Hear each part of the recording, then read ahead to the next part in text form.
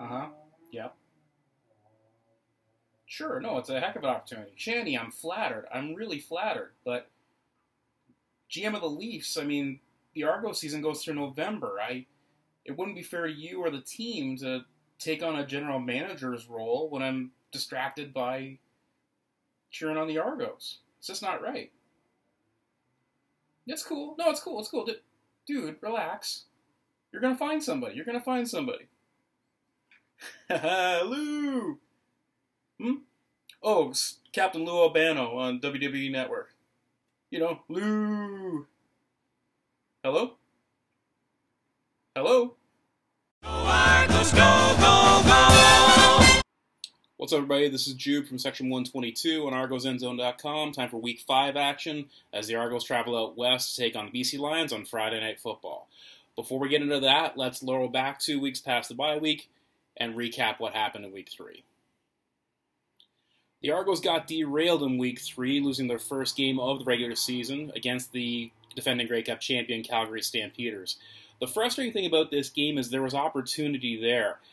For most of the second half, the Stampeders were injured to the point in their offensive line that they had at least one defensive line player playing on the other side. So with the backups coming in and the inexperience, I was really hoping for greater step up on the defensive side, creating pressure on Bo Levi Mitchell and closing off opportunities on John Cornish. Cornish did not have a huge game as the Argos limited to, I think, about 52 or 57 yards. So that wasn't the issue, but there wasn't the blitz pressure which I anticipated based on who Calgary had out on the field. I'm not an expert, I'm not a coach, I'm not saying that, but I just expected more. Now, that being said, I mean, Trevor Harris played well. Chad Owens, Torrey Gurley stepping up there. You're seeing a lot of contributions on offense. The defense, there's been some injuries on defense, but it seems to have been a bit passive. More of that bend, not break style that helped in that 100th grade cup run. But I just expected more aggression, frankly. Ruthless aggression out of the Argos defense this season. Haven't seen it yet. Maybe we'll see it this week.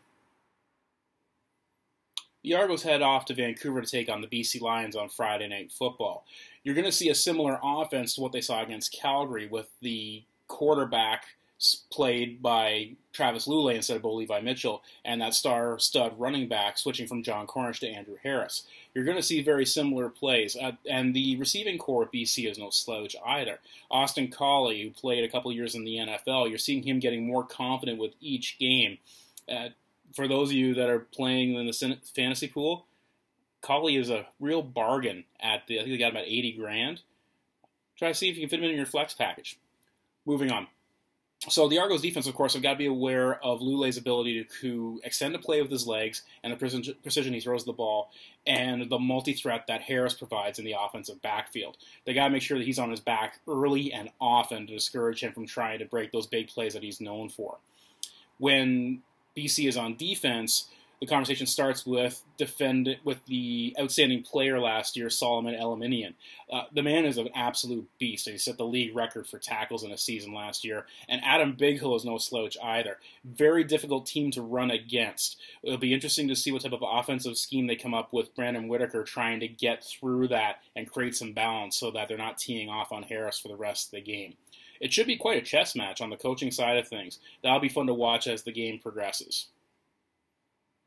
A couple players I think you should keep an eye on this week. On offense, keep an eye on Brandon Whitaker. As I mentioned earlier, when you've got Eliminian and Bighill at linebacker on the opposite side of the ball, they're going to make the running game very, very difficult to establish. So seeing how he handles those two swarming tacklers, those sideline-to-sideline guys, whether it be in short passes or the running game, will be interesting to see.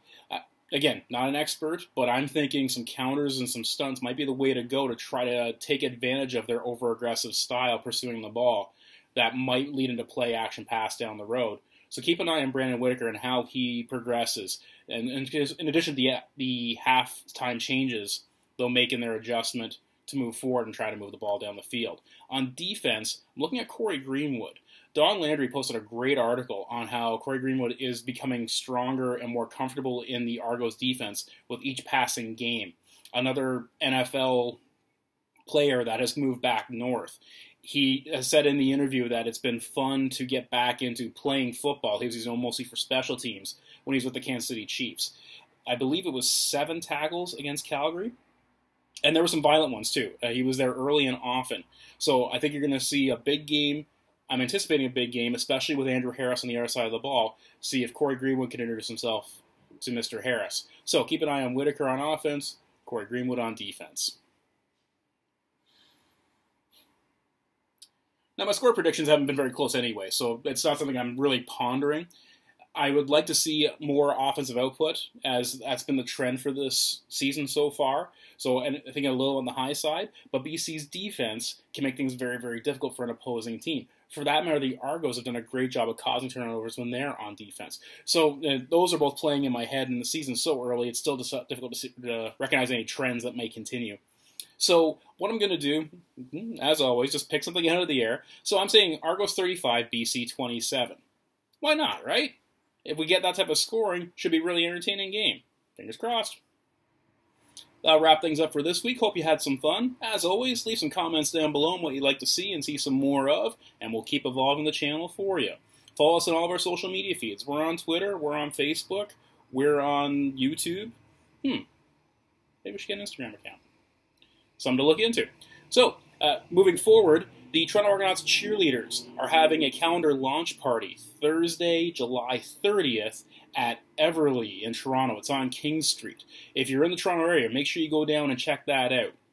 The ladies have worked very hard on another swimsuit calendar. Myself, I'm probably going to pick it up. I don't think I'm going to make it to the party, but I will definitely be there for the home opener to pick it up in person. So find your favorite cheerleader, get your autographs, and help these ladies get up to the Grey Cup. As the proceeds, I believe, this year are going towards getting the ladies to the Grey Cup again. So it's a great cause, and it's a great calendar. You need to know what day it is, right?